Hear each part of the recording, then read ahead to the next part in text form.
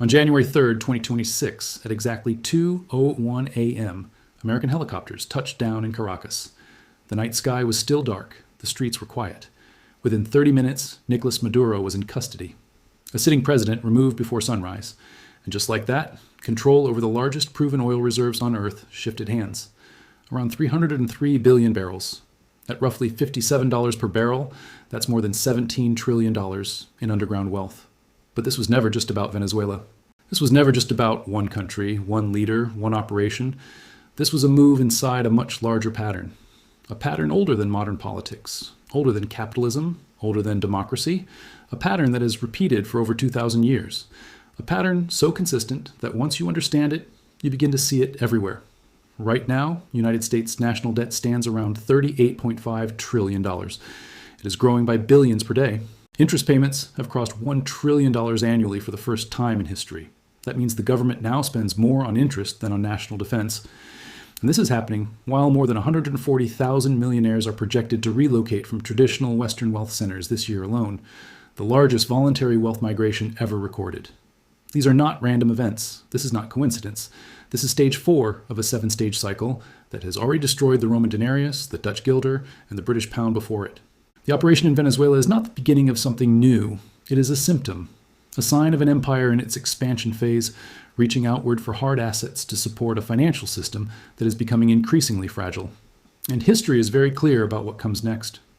The only real question is this: will you understand the stage we are in before the transition accelerates? Because by the time most people realize what is happening, it is already too late. Let me show you something that once you see it, you cannot unsee it. Across 2,000 years of history, empires rise and fall in almost identical fashion. The names change, the flags change, the technology changes, but the structure remains the same. Ancient Rome, the Dutch Republic, the British Empire, the United States. Different centuries, different cultures, same sequence. It always begins with sound money. In the early stage of every empire, money is real. It is backed by something tangible. Gold, silver, hard assets. There is discipline. There are limits. Governments cannot simply create value from nothing. If they want to spend, they must produce. This creates trust. Trade flows in. Foreign merchants accept the currency without hesitation. The empire becomes a center of commerce. Industry grows. Education improves. Innovation expands. Wealth is created through productivity, not through financial manipulation. This is the Golden Age. This is when societies feel stable, confident, optimistic. But success creates a new temptation. Once an empire becomes wealthy, it begins to expand, not only militarily, but socially. Infrastructure projects grow, welfare programs expand, bureaucracies multiply. There are new promises, new commitments, new guarantees. At first, this expansion is funded by the real wealth created earlier. Roads are built, ports are upgraded, healthcare improves, the middle class grows, life genuinely gets better. But slowly, something shifts. Spending begins to exceed production. Consumption begins to outpace output. The empire becomes used to prosperity, and instead of asking how to create more value, it begins asking how to distribute more benefits. Then comes the third stage, military overextension. A wealthy empire becomes a global power.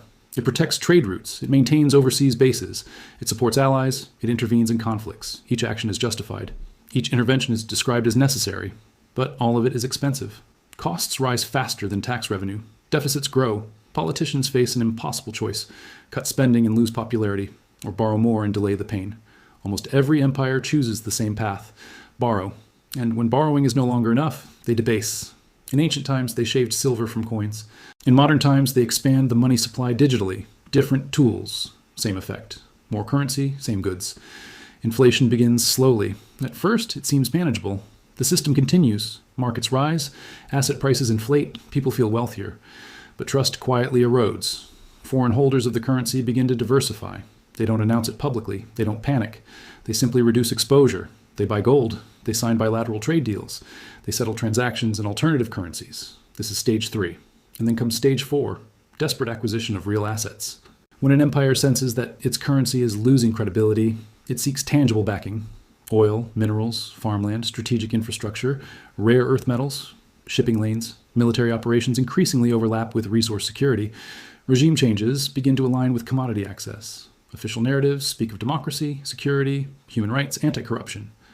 But beneath those narratives lies a simple reality. Hard assets matter when paper claims become unstable. This is where the operation in Venezuela fits. Venezuela holds the largest proven oil reserves in the world. Oil is not theory.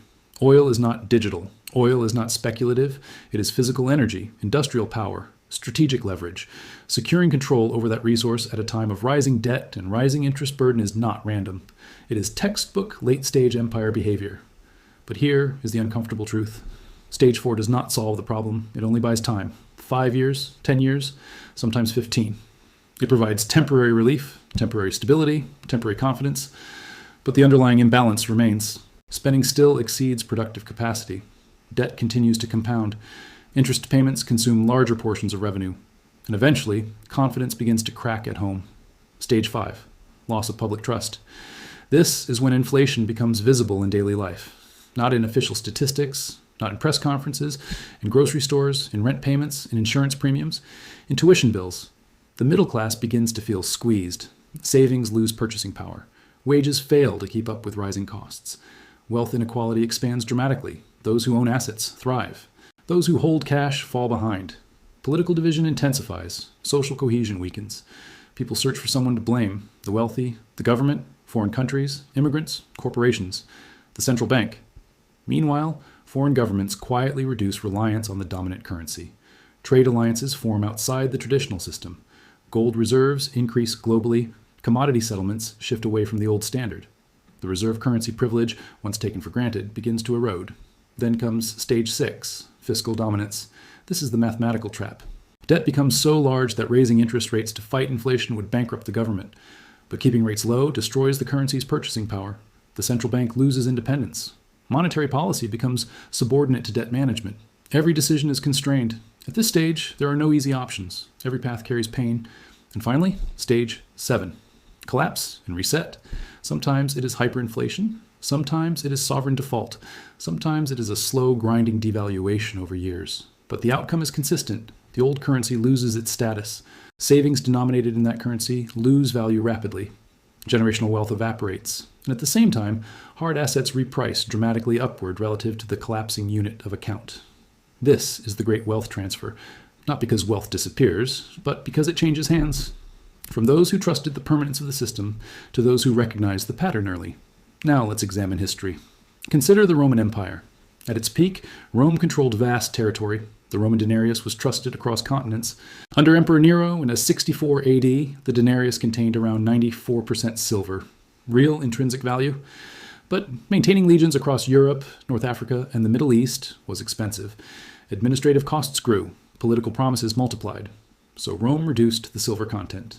Gradually at first, almost invisibly. By the 2nd century, the purity had fallen sharply. By the 3rd century, it was nearly gone. By 265 AD, the silver content was close to zero. Prices exploded. Soldiers demanded higher wages. Taxes rose, trade declined, trust collapsed. Those who held land and gold preserved value. Those who held debased coins suffered catastrophic loss. The Western Roman Empire formally fell in 476 AD. But the monetary collapse began long before that date. Now look at the Dutch Republic. In the 17th century, the Dutch guilder became the world's leading reserve currency. Amsterdam was the financial center of Europe. But expansion required naval protection. Colonial administration was costly. Debt accumulated. Internal divisions grew. Then came war with Britain in 1780. Trade routes were disrupted. Shipping losses mounted. Debt became unsustainable. The guilder lost its reserve status. Capital shifted to London. Wealth transferred from the declining power to the rising one. Then consider Britain. At its height, the British Empire controlled a quarter of the world's land. The pound sterling dominated global finance for over 2 centuries. But 2 world wars drained resources massively. Britain borrowed heavily from the United States. Debt soared. Gold reserves fell. In 1931, Britain abandoned the gold standard. The pound was devalued. After World War II, at the Bretton Woods Conference, the US dollar emerged as the new reserve currency. The transition was not instant. It took decades. But the direction was clear. Those who held sterling assets suffered long-term decline. Those who diversified into dollars and hard assets preserved purchasing power. Different empires, different eras, same pattern. Sound money, expansion, debasement, resource grabs, loss of confidence, fiscal dominance, collapse and reset. And now we return to the present. The United States remains the world's largest economy. The dollar is still the primary reserve currency. American innovation continues to lead. But debt is historically high. Interest costs are rising rapidly.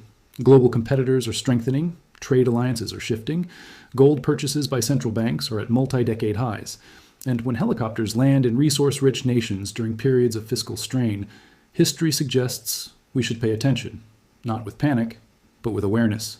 Because every empire believes it is different. Every empire believes it has found a new model. Every empire believes the cycle will not apply to them until it does. The pattern is not emotional, it is structural. It is mathematical. And once you understand it, you begin to see that the greatest wealth transfers in history